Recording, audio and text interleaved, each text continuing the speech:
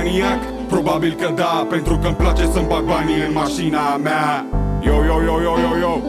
Special pentru cunoscători și mai ales pentru fanatici. Noroc, am 260 de cai să mă întorc. Clasic, ca un BMW din 90 storc. Admirație de la orice rival. Pe interval sunt greu și ca V8-ul meu declarat fatal. Îmi place genul de mașină cu prezență scenică, dramatică, enigmatică, singuratică, animalică, încă de mic.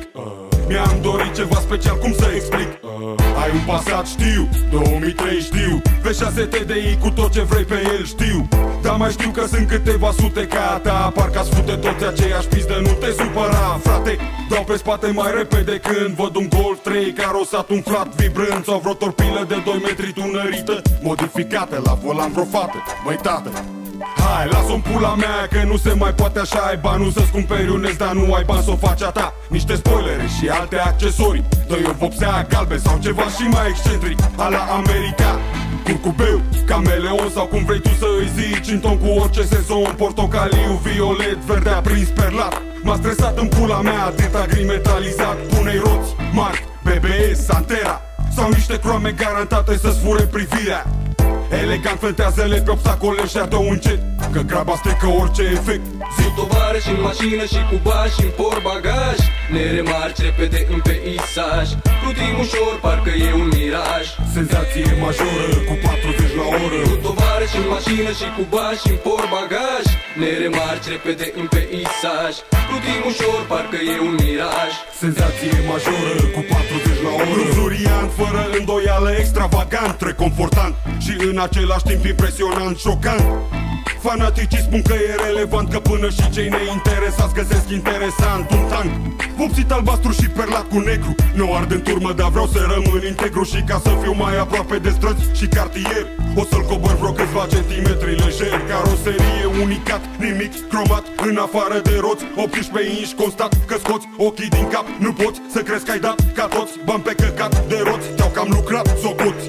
Supraponderal sunt, îmi plac mașinile mari. Temperamental sunt, îmi plac contrastele tari. Prezidențial pentru impresie totală, o să-mi fac pe comandă interior din piele albă. Extraterestru sub scaune neon albastru, modificat masiv în spațiu ca să încapă numai 4. Pentru că tancul se transformă în avion, când pe bancheta din spate posta doar 2 beton. Pe final precizez despre cum o să auzi și pe unde poți să vezi DVD normal, niște ecrane în tetiere, ca să nu poți să spui că nu e o plăcere. Vreo 4000 de vas putere, pentru că cine știe, știe și cine știe cere. Asta-i tot, ne vedem pe străzi. Te lasă, îți combin mașina cu ce crezi. Cu tovarăși în mașină și cu bani și în portbagaj, ne remarci repede în peisaj. Plutim ușor, parcă e un miraj. Senzație majoră cu 40 la oră. Cu tovarăși în mașină și cu bani și în portbagaj, ne remarci repede în peisaj. Plutim ușor, parcă e un miraj. Senzație majoră cu 40 la oră.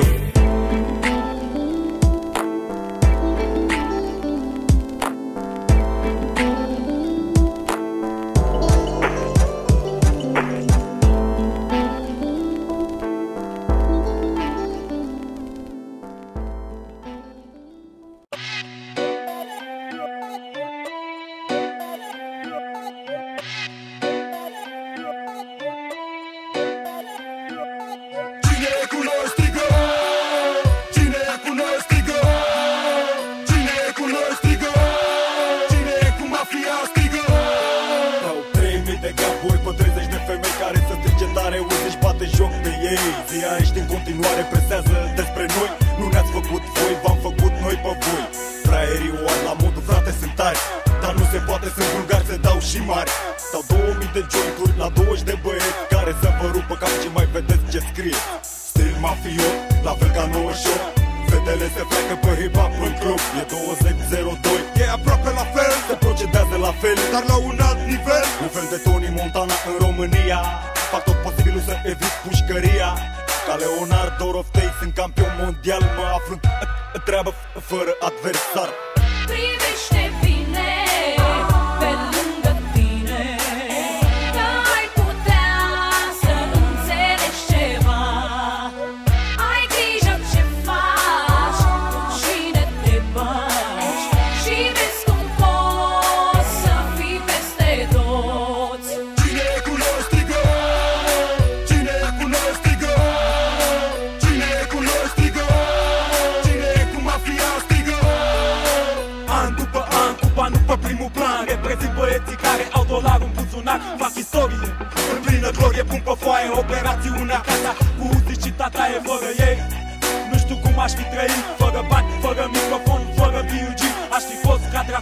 fără sânge, ca maestru lăcătuș fără minge.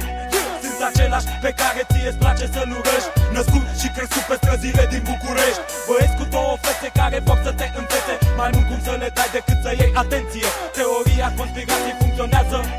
Am băieți peste băieții la care apelează. A venit și poliția cu muniția, nimeni n-o să poată să oprească mafia. Privește bine pe lângă tine, că ai putea să înțelegi ceva. Ai grijă ce faci, cu cine te bagi, și vezi cum poți să fii peste toți.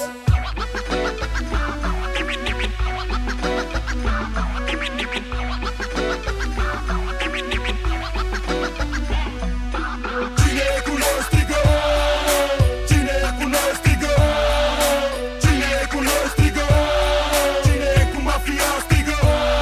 Nu există nicio limită la ce-aș putea să fac. Au trecut atâția ani, lecția o am mâncat și sunt câteva treburi ce s-au schimbat în cartier. Dar băieții sunt la fel, rechiniesc ca la apel, tot după bani, după ce le trebuie. Câțiva dintre ei știu când să tragă linie, pentru că scopul de a face bani aici nu s-a schimbat, dar metoda a evoluat și s-au afiliat la firme, organizații, internet, tehnica a ajuns să fie cea care face diferența. Dar mulți și-au dat încă seama că un celular folosit greșit poate să te arunce la gropan.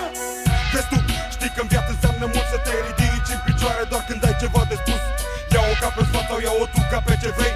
Eu și băieții mei suntem în mileniu 3.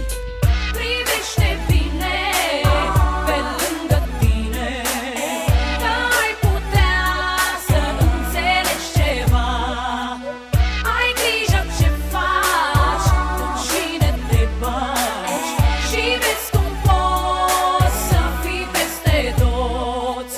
Cine e cu noi strigă, cine e cu noi strigă, cine e cu noi strigă, cine e cu mafia strigă.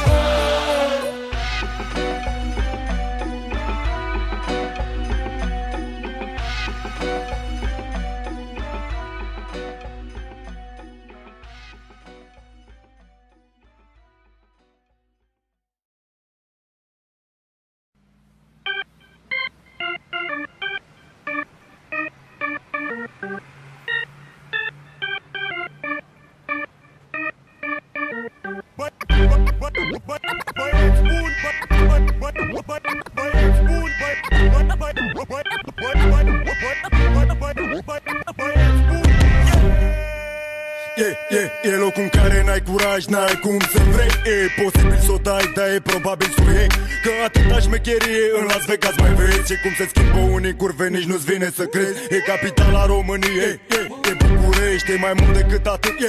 Să dovedești românii și româncele, țigane și țigăncile, guvernul, banii, gaborii, găinarii, pușcăria și anii, cartierul și veteranii, copiii și drogurile, armele, blocurile. Trebuie să înțelegi treburile, frate. Pe stradă dai de toate, combinate, amestecate peste poate. Este greu, aici ne facem treaba, aici cu noi vei fi mereu. Nu e niciun sfat de dat, niciun contract de semnat. Suntem mafia pe viață, frați de fapt.